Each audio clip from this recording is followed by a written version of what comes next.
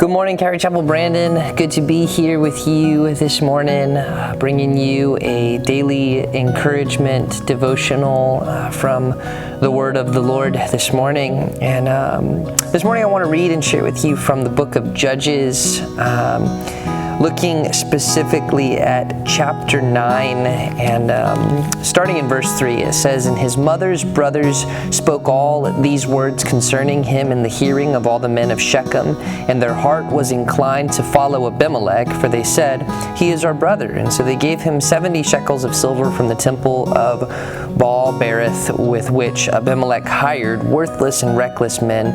And they followed him, and then he went to his father's house at Orpha and killed his brothers, the 70 sons of Jerubbabel, on one stone.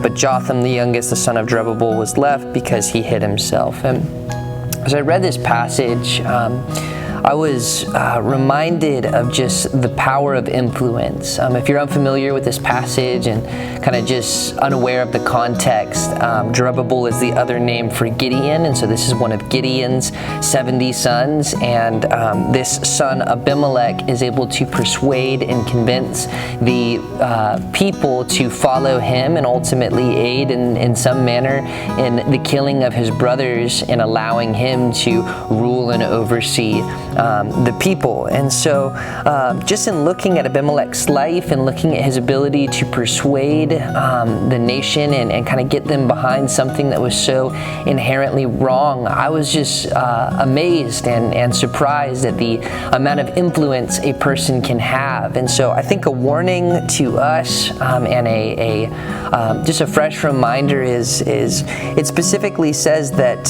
the men of Shechem were inclined in their hearts to follow after Abimelech. And so I think we too can fall subject to our feeble hearts, and they can be inclined to follow after something that we know is wrong, but they can be persuaded to believe that it's not.